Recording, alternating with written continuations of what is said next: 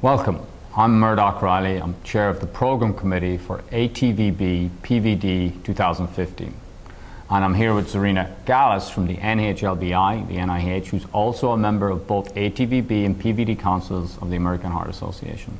We're here to report the end of the first day on the science and successes of our meeting in San Francisco in May 2015.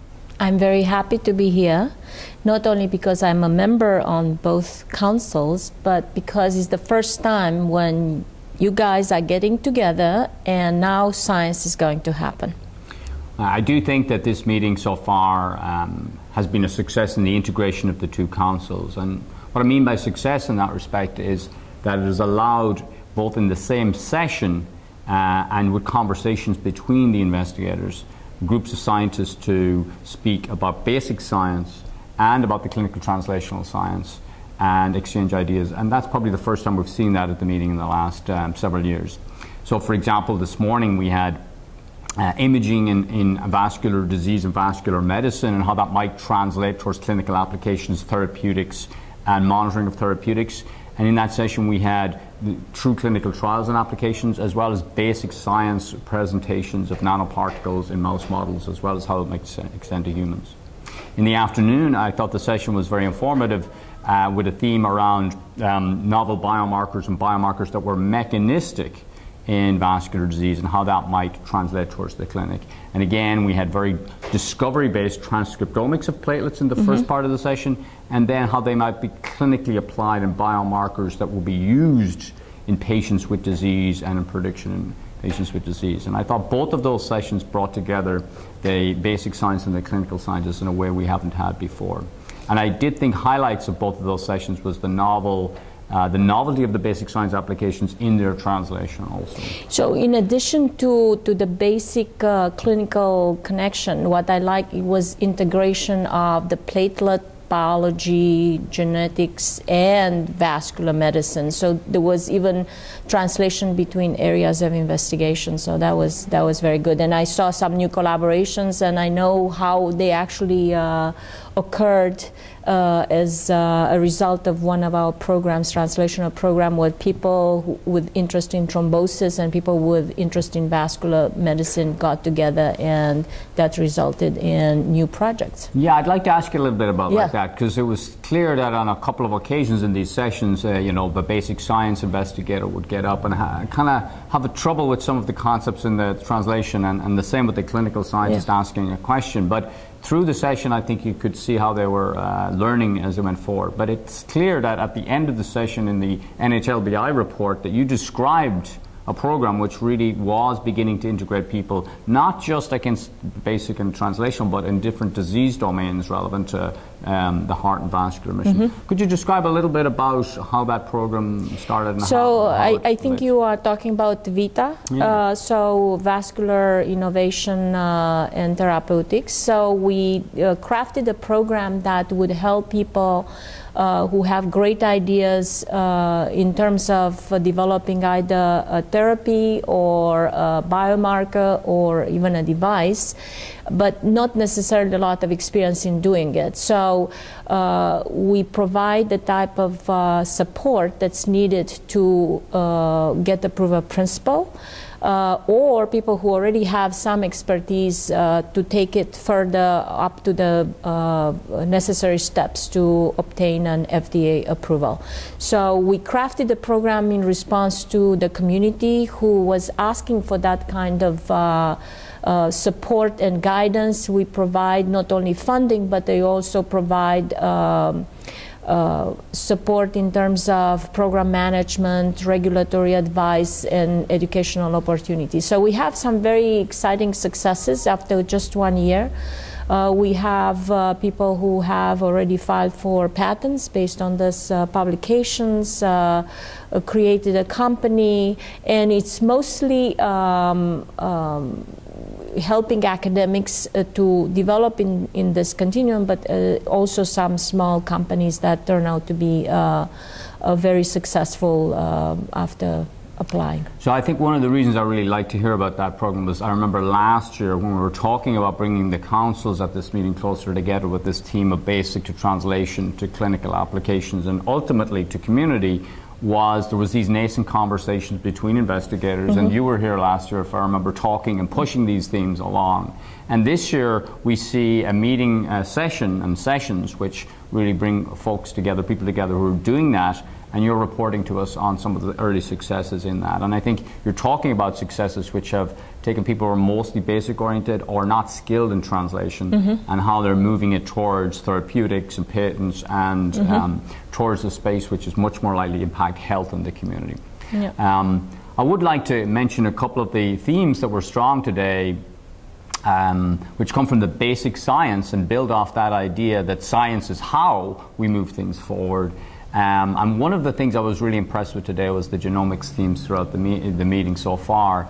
And in past times, we've heard a lot about the association of SNPs or DNA variation with disease traits. And now what we're beginning to see is how that really informs biology and how that might translate forward. So we heard about enhancers, we heard about cell-specific functions, we heard about non-coding RNA and the landscape of non-coding RNA. And we heard about post-genome and the translational events that occur at the proteomic level and at the cell function level in vivo. And what we began to see with that was the concepts of how to target things from the genomic perspective in the regulation of the genes and the protein function of the genes, and thinking about how that translates from a basic science perspective, the how towards the translation towards perhaps targeting and therapeutics and ultimately clinical impact. So I think we've gone from a point of kind of association in the genome studies towards mechanism and the beginnings of translation, and I think we saw that today in some of the plenary sessions and some of the sessions. One other thing that I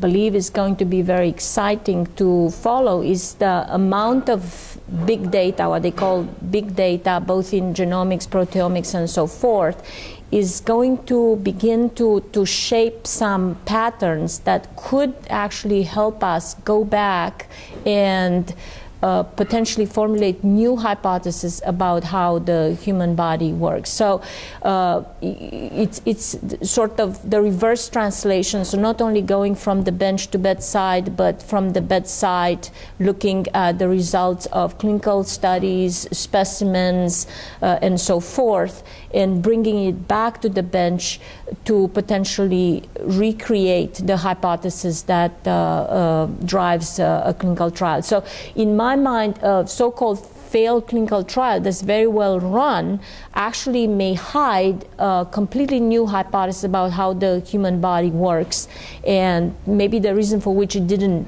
work is because our hypothesis needs to be reformulated. So it's a great opportunity for basic scientists now to look at all this information that's coming from the realm of genomics and bring it back to start new basic science projects. Yeah, and I think that is a theme that's also part of our meeting this year. I think that we heard from Elliot Antman in the opening about this view of bringing data in, the omic, the clinical trials, the basic mechanistic, the genomic data in, forming new networks of data, big data, and allowing that to populate new models of clinical diseases and clinical health.